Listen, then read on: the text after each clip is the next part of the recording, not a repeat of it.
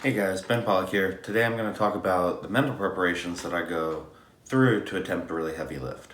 I got an excellent question from a client yesterday. He was asking, he has his first 600 deadlift this week, and he was asking, hey, what should I be thinking about, or what do you think about when you're attempting a new PR weight that you haven't tried before? And the answer to that is nothing. I try to think about absolutely nothing when I'm attempting heavy weight. There's actually a lot of research on this. Research is it's actually related to the idea of being in the zone. You know, if you've watched sports, they talk about how a guy's in the zone, has the hot hand, whatever. And while the research shows that you can't really measure performance increases of a hot hand if somebody seems to be on, there's no statistical evidence of that. But at the same time, there is a lot of psychological research about the value of flow. And flow is the academic term for being in the zone. And it just means that you're fully invested in the activity that you're doing. And you have this state of awareness where, on the one hand, you feel very calm and relaxed and kind of in your element. But on the other hand, you're super, super focused. And it almost feels like time slows down or you're hyper aware.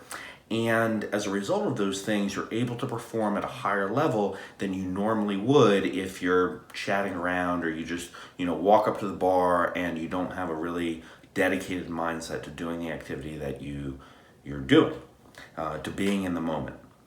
And honestly, that is probably, besides cleaning up my technique, that's probably the biggest single change I've made that has affected my meet performance.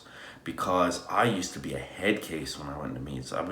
Every single attempt, I'd be trying to run through in my head every single little cue that I needed to do, how hard I needed to be pushing, everything. And it's like, first of all, you can't keep all that in your head, right? Like, as soon as you get up out there on the platform and it was looking at you, your mind goes blank anyway. And so then you panic if you're like, oh shit, I just forgot everything I was supposed to be thinking of.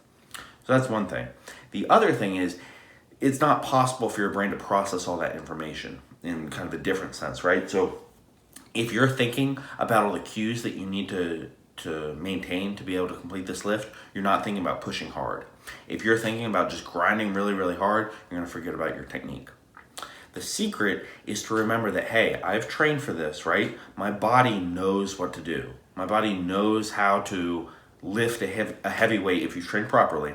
And I just need to kind of step back and let it do its thing, right? Everything's done by this point.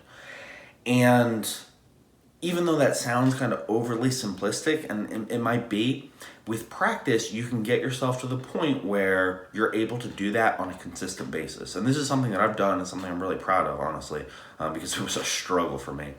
And last time I went to the Elite FTS compound to train, a couple guys mentioned how I had this very noticeable mental routine that I did before my heavy sets, and how it was impressive how I could kind of turn it off and turn it on, my level of psychological arousal, how amped up I am, because you guys see me snorting ammonia all the time, how I could kind of control that almost at will. And that's an extraordinarily valuable skill to have.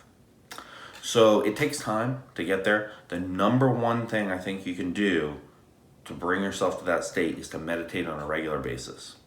I know lots of people talk about meditation, it's really trendy, but honestly, so I meditate every day, haven't seen all that many improvements in my daily life, right? Doesn't make me more focused at work, doesn't help me to be like a calmer person in traffic or anything like that, but it has just revolutionized my training.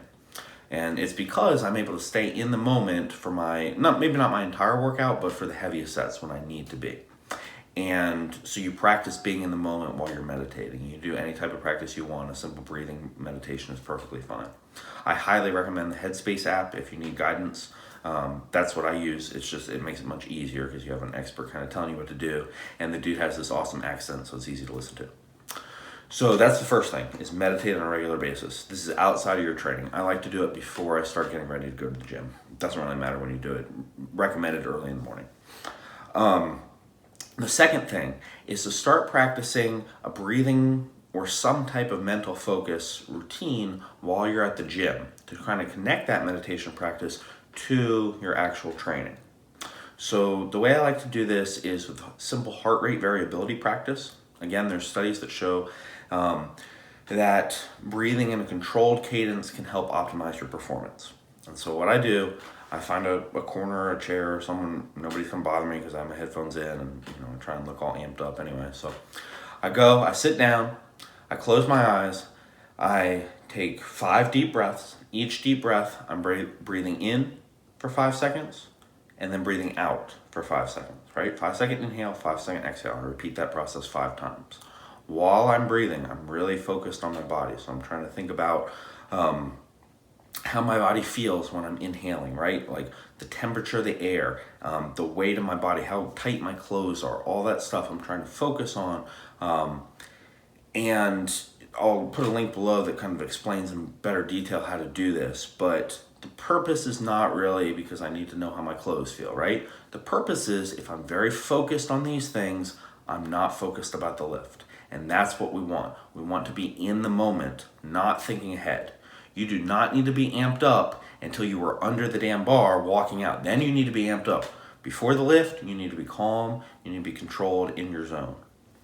Now, there is a transition point for me, at least. I'm not, at least not yet, at the level where I can literally just walk up to the bar and all of a sudden turn it on. And that's why I do all that ammonia crap, right? It's because I bring myself down first, and then I'm almost so calm, I need to bring myself up a little bit. And so in order to perform at the right level, I do this breathing exercise, and then I go and take the hit of the ammonia, so the ammonia brings you up, the breathing exercise brings you down, and I end up somewhere in the right place to really be focused on the actual lift.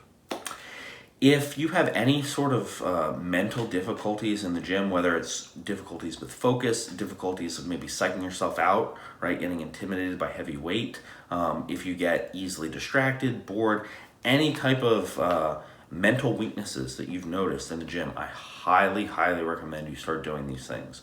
Meditation takes you 10 minutes, breathing exercise takes you 60 seconds, and you can significantly improve your performance as a result of doing these things on a regular basis. The changes don't happen overnight. It does take time to get good at this. It's a skill. It's a skill just like squatting is a skill, deadlifting, whatever. So be patient with it, but if you incorporate this into your training routine, I virtually guarantee that you will see results from it. I'll also have an article explaining how to do this in more detail. It'll be up on Elite FTS around Christmas Day, so keep your eyes out for that, and I'll link when it's uploaded. And if you have any questions, as always, let me know.